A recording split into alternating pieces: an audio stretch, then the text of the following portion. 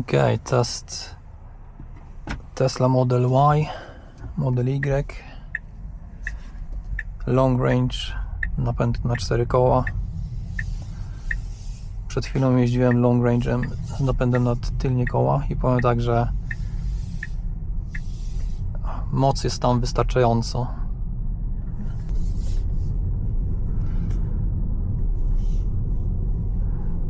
Pierwsze wrażenia z tamtego, właściwie to będzie to samo, to jest właśnie, że jest cicho w porównaniu do tych poprzednich wersji modelu Y. To jest dzień do nocy. Tak samo zawieszenie tu jest o wiele lepsze niż w poprzednich wersjach.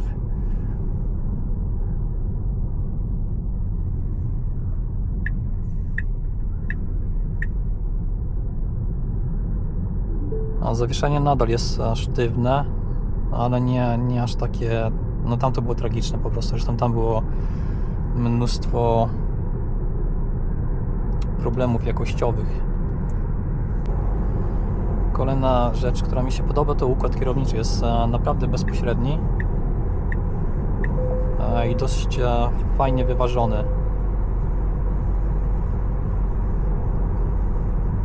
Przypomina mi właśnie trochę Mazdę, moją Mazdę 3, tylko że jeszcze bardziej bezpośredni jest. Muszę przyznać, że teraz jak od razu się przesiadłem z tamtego, z napędem na tylnią oś, który miał mniejsze koła 19-calowe, te ma 20, to nie czuję różnicy, tak szczerze mówiąc, w ogóle. Żeby było jakieś bardziej twardo, czy głośniej. Co jest bardzo pozytywne moim zdaniem. Teraz przetestuję autopilota.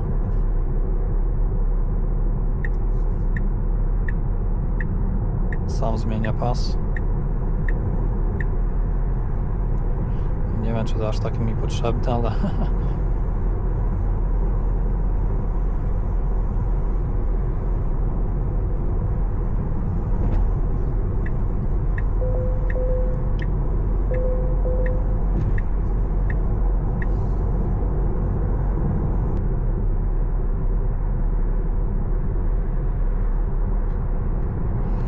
trzeba się przyzwyczaić trochę do tego one pedal drive, że właściwie nie używasz hamulca, że jak odpuszczasz nogę z pedału gazu, no to auto samo wyhamowuje.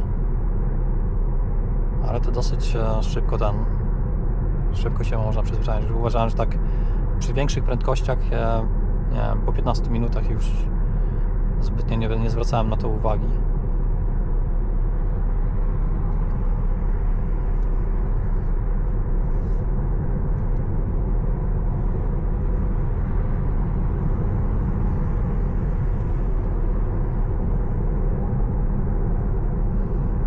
Co mi się nie podoba w tym samochodzie, no to jest tak, że tak trochę autystycznie wygląda wszystko w środku, pusto tak bardzo jest.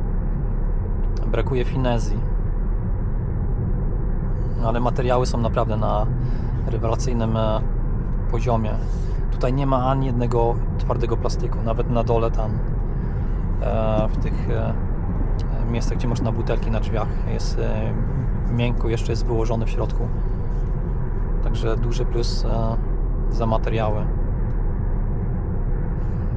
A z takich innych rzeczy właśnie, co myślałem, że będzie mi przeszkadzać, to jak gdyby zmiana biegów na wyświetlaczu, że nie ma fizycznej gałki do zmiany biegów.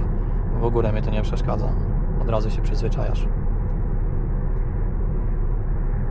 Tak samo to zero-jedynkowe migacze.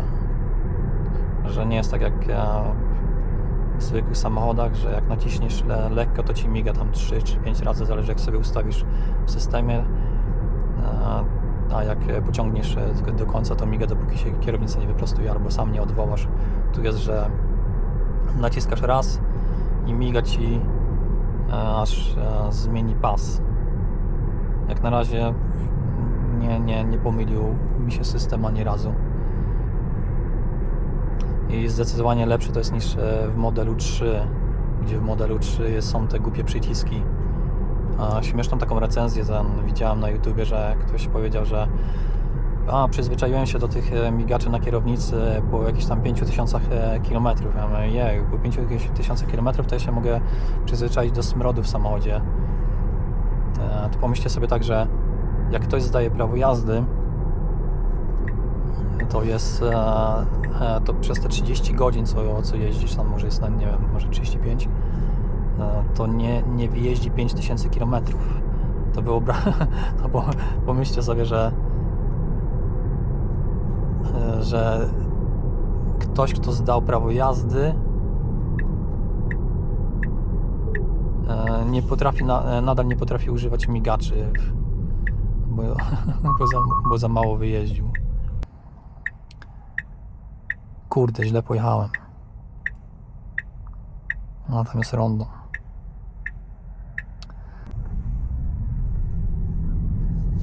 Dobrze, że nie są godziny szczytu, bo w godzinach szczytu to na tym rondzie do tamtych świateł to potrafi zająć 15 minut. O, teraz jest dobry przykład, że indykator sam nie zajarzył, że muszę go odwołać. A teraz zajarzył dopiero.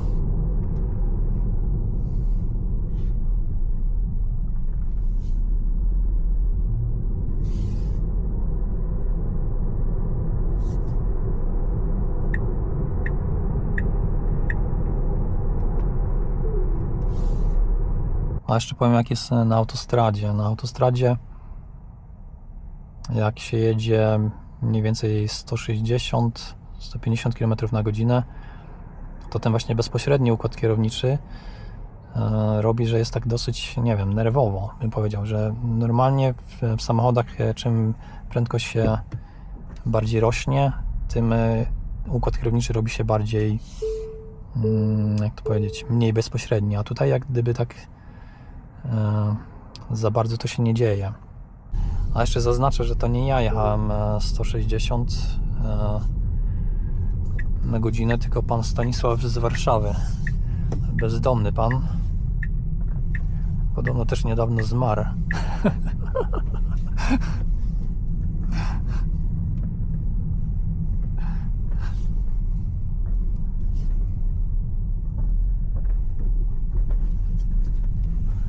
Teraz czułem to twarde zawieszenie.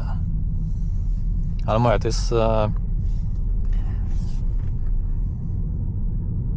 jest nic w stosunku do mojej Mazdy.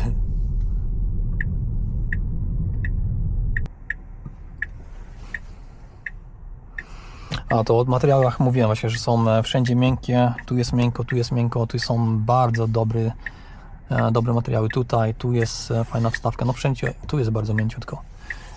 Podłokietnik jest no dość miękki, w mojej Mazdzie jest o wiele bardziej miękki, ale moja Mazda jest taka no wyjątkowa, jeśli chodzi o miękkie materiały, bo chyba w żadnym innym samochodzie nie widziałem, żeby podłokietnik był aż tak bardzo miękki. Tak samo tutaj ten podłokietnik na drzwiach,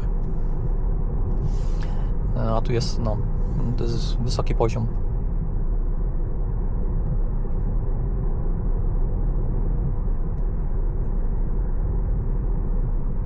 Ogólnie tak szczerze mówiąc, jak sobie jeżdżę jak już jeździłem dwoma tymi samochodami, tak powiem szczerze, że jak na razie nie znalazłem jakiejś takiej wady,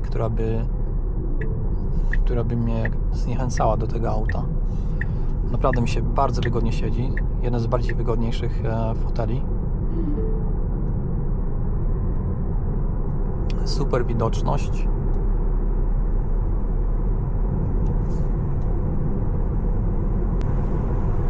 A jeszcze mówię, przy tej prędkości 120, albo nawet wezmę tam tak na polskie prędkości 137, jest dosyć cicho. I powiem tak, jeśli mówię, że po tych szwedzkich beznadziejnych drogach jest cicho, no to na polskich drogach jest zdecydowanie będzie cicho.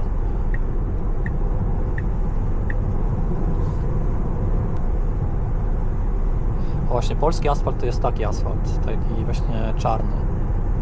I tu jest bardzo cicho. Trochę czuję tam, znaczy słyszę szumy wiatru.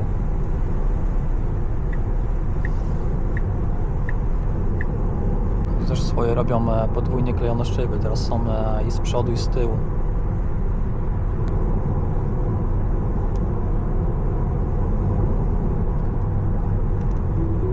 Autopilot. A, wiem jedną ciekawą rzecz. Jak będę trzymał tak dłonie, to działa, to nie powinno mi dać ostrzeżenia, że nie trzymam dłoni na kierownicy. Czyli mogę akcesoria wypuścić, takie sztuczne dłonie, które będzie się dokręcało do fotela i wtedy będzie można jeździć na autopilocie bez trzymania dłoni na kierownicy. Ile już jest, nie wiem, 10 sekund minęło? Nadal mnie nie ostrzega.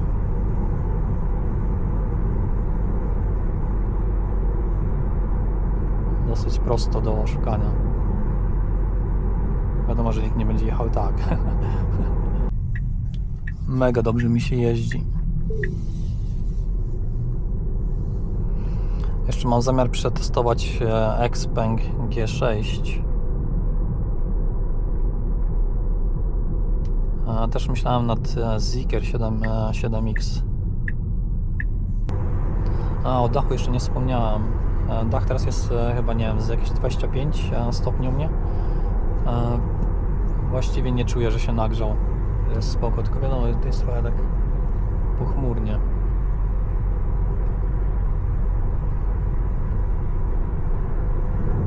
Nie, 27 stopni jest teraz na tym widzę. No to jest, mogę powiedzieć, że jest chłodny, jeśli jest taka temperatura na zewnątrz.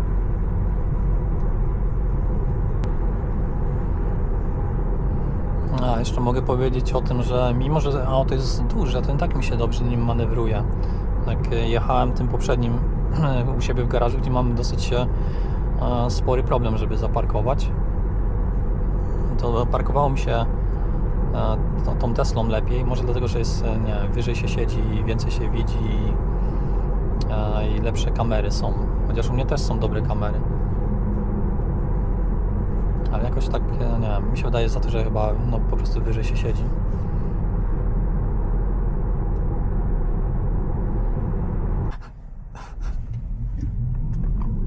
Wow, shit. Aż naprawdę wciska w fotel.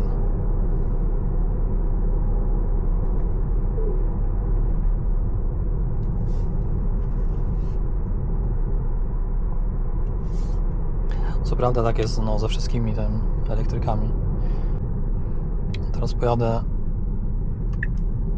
na takie złe drogi. Tam moja Mazda kwiczy na tych dziurach.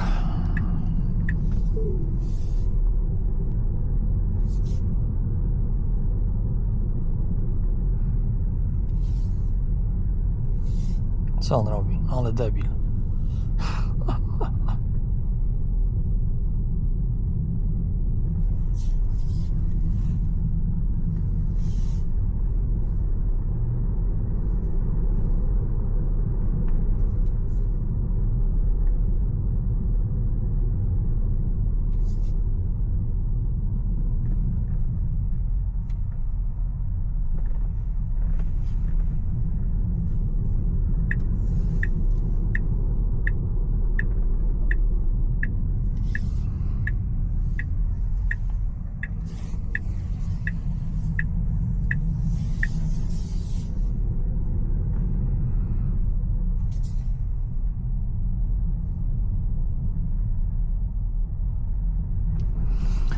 Tutaj widać, że jest dużo dziur. O, teraz połatali nawet niedawno w niektórych miejscach.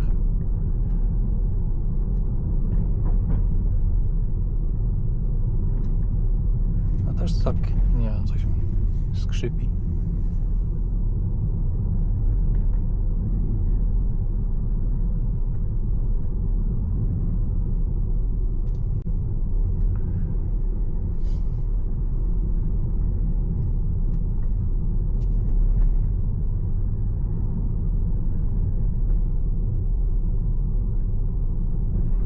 W każdą dziurę.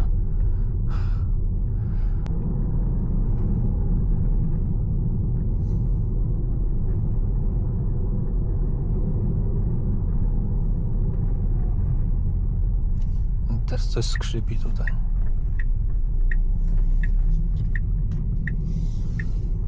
Ciekawe co.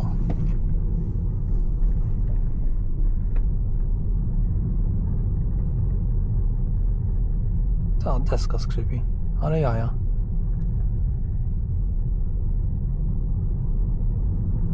O, to już kurczę dla mnie.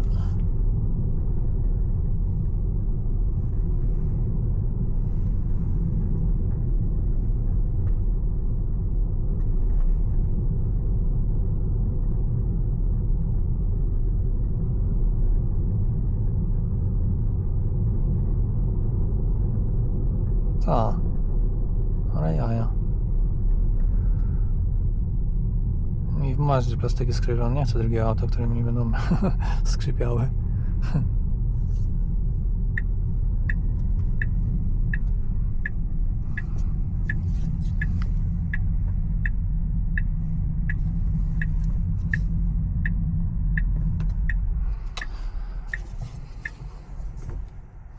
No i teraz cofanie, boom. I mnie totalnie nie przeszkadza nic, że